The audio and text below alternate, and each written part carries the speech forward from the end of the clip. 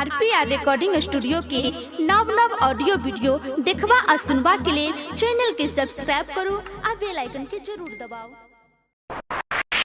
अभी आप सुन रहे हैं आरपीआर रिकॉर्डिंग स्टूडियो की शानदार प्रस्तुति।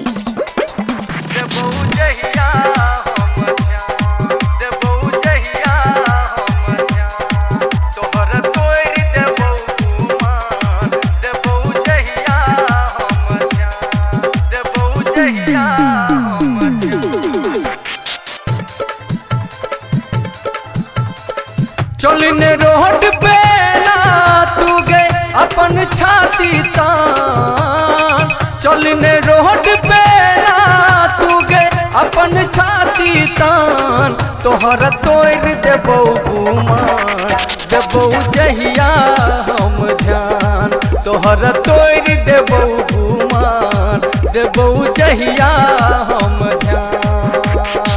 कतो छो तोहर गाम गए छोड़ी कर छे संतान, तोहर तोड़ देबो गुमान, देबो जहिया हम ध्यान, तोहर तोड़ देबो गुमान, देबो जहिया हम ध्यान। सुन ले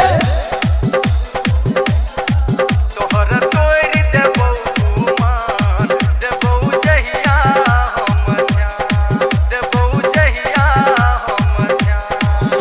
सुने जियो तूने ककरो बुझे बात गे, तोरा पाछू घूमै छो लफुआ हजार के, लफुआ हजार के।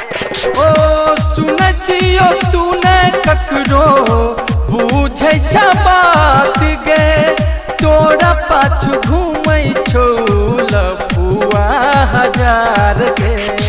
मन में ठान ले लऊ जे हम बनबो तोरे जान, मन में ठान ले लऊ जे हम बनबो अपन जान, तोहर तोड़ देबो गुमान, देबो जहिया हम ध्यान, तोहर तोड़ देबो गुमान, देबो जहिया हम ध्यान। सुन लगे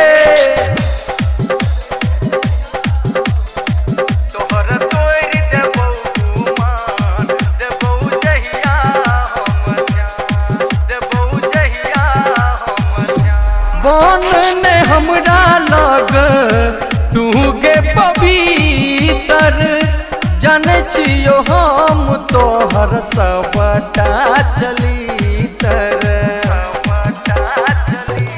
हाँ हाँ बन ने हमरा लग तू हे गे पवित्र, जाने छियो हम तोहर सबटा चरितर।